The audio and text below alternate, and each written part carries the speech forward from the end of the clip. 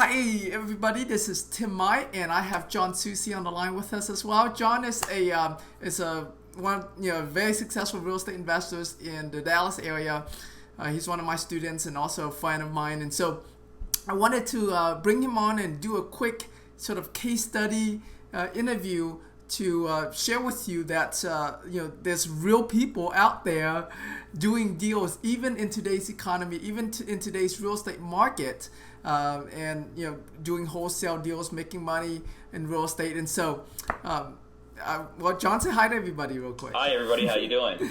Awesome. Well, share with everybody a little bit about about what you're doing in your real estate, and a little bit. I know you're still a new dad. I am still a new dad. I have a 7-month-old baby, so that consumes a lot of your time. Right. Yeah, you're a new dad, and you have a beautiful family, and you work from home. So share with everybody a little bit about your real estate business, and how many deals you're currently doing a month. What's the average deal? We'll go with that. Okay. Well, right now, my real estate business is about 99% focused around wholesaling. So we do whatever we can to find deals, well below market value. Typically, they're currently distressed properties, and we try to get them, anywhere from 65% or below, so that we can try to turn around and sell them to a cash buyer, closer to 70% and make a little bit of a spread. Right. And we've been doing that now for about 3.5 years here in the Dallas-Fort Worth market. And as I'm sure everybody knows, since 2007 when we started in this market, things have changed a lot. So we've just had to adjust, and the biggest thing is, fortunately we're here in a market where the values haven't dipped extreme like they have in some other markets. So, you could be fairly certain that if you put a value on a house right now, that in 3 or 6 months, it's not gonna drop in half. Right. So, that kind of helps that we can put a value. So the biggest thing right now is that, whatever the value is right now, you just got to be able to buy at 70, 60, 50% of that value right now. And everybody knows it's a buyer's market out there. So investors are really looking to buy and hold right now because they're looking for that future appreciation. So we're out there doing every strategy that we know of that's in our power and in our budget. So, of course. so let's name some of those strategies. Okay. One of the first things is we put an advertisement in Craigslist and Backpage every day. Okay. A different advertisement, just a very simple one, that says we buy houses, or we'll make an offer on your house in 48 hours, or private investor looking to buy houses for cash, things like that. But that's something we can do for free. Doesn't cost us anything. Right. And then something else that we might do that's similar to that is we may actually put an ad in the newspaper that says something similar. We buy houses, or something like that. So that'll cost us a little bit every week or every month. But whatever it takes to get the phone ringing. And Right. Then everything else that we do is primarily direct mail.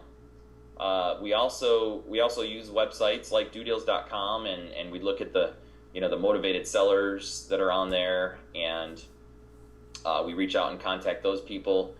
And even if the people don't necessarily have quite enough equity in the house to do a wholesale, we're still going to try to figure out something to make some money on that in a wholesale perspective. Whether it's taking over the payments on the house and taking ownership of it, and then turn around and selling the ownership of the house to another investor, so that they don't have to go get a loan or a hard money loan or anything else like that, and then turn it into a rental.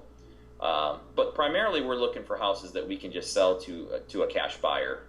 And then again, when I said direct mail, we're primarily looking at public data that's available at the courthouse.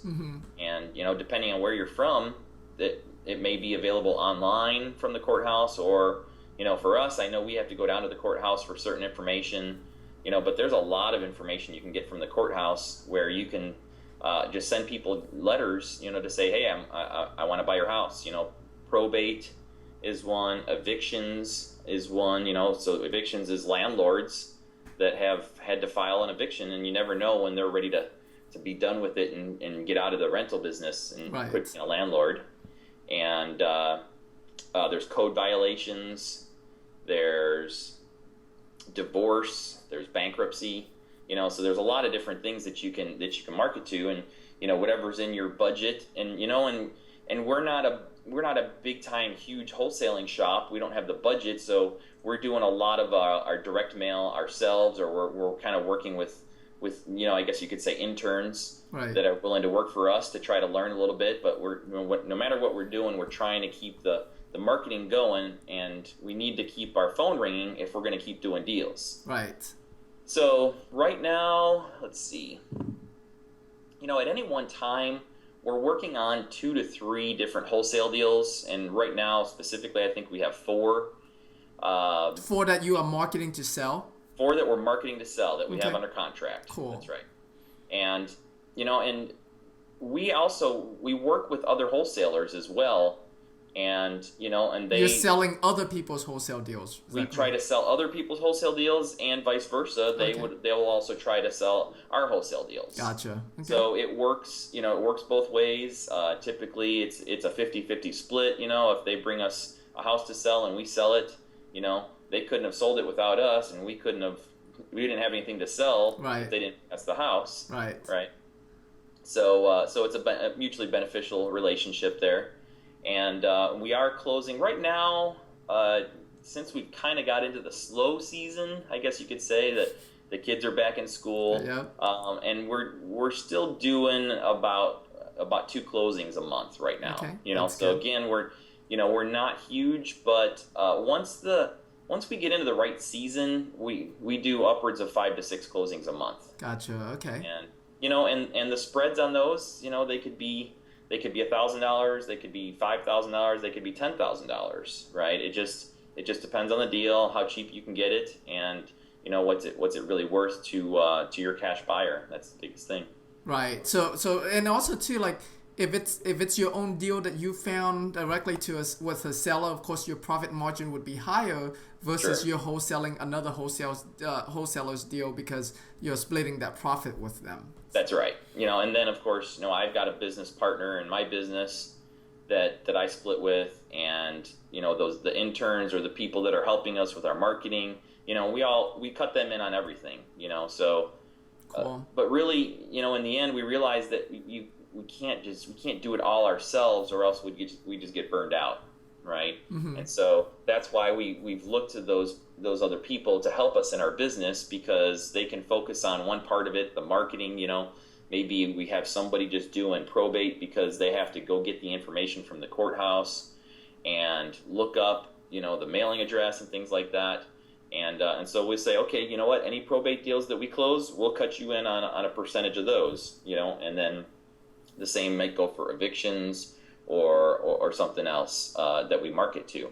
Gotcha. Okay, cool. So, so you have other people helping you in the business, because I know you're doing this part time, and so not only that, but being a new dad as well. I know that's a lot of responsibility. So that's awesome. So basically, if and this is for the folks out there, if you are busy, you certainly can partner up with somebody to do it together, and both of you guys hold each other accountable, push each other along the way, and create synergy, and do deals that way as well. You don't have to try to do this yourself.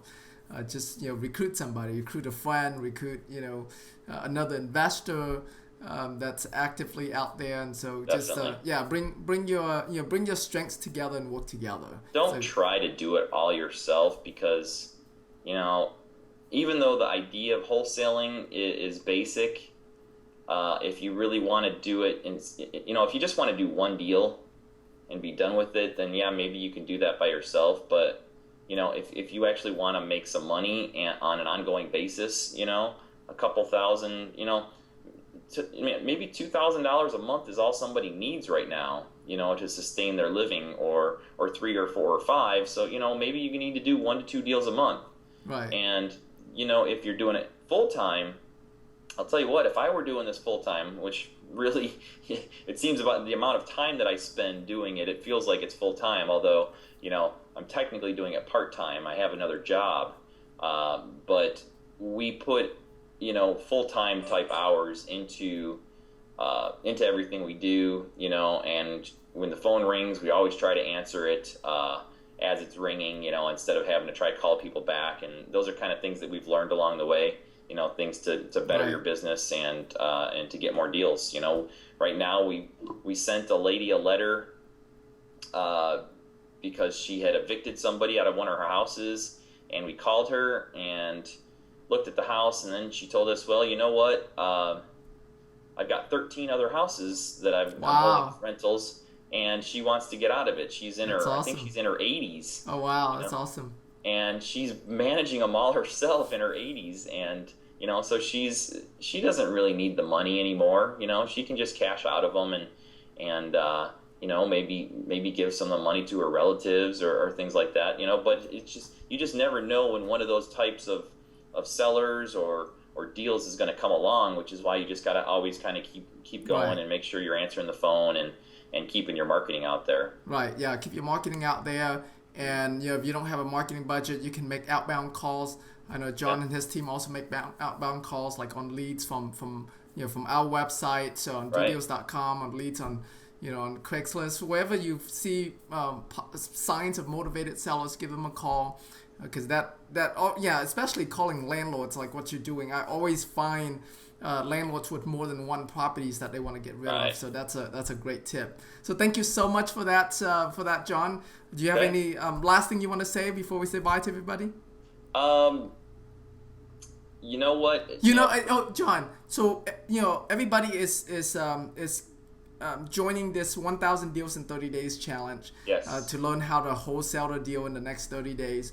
So a word of wisdom, some kind of encouragement for them as they go through this challenge. Definitely. You know what? I would say that the best advice I could give for somebody that's never done a deal, they want to get out there, do their first deal, and somebody's going to say, well, where do I find it?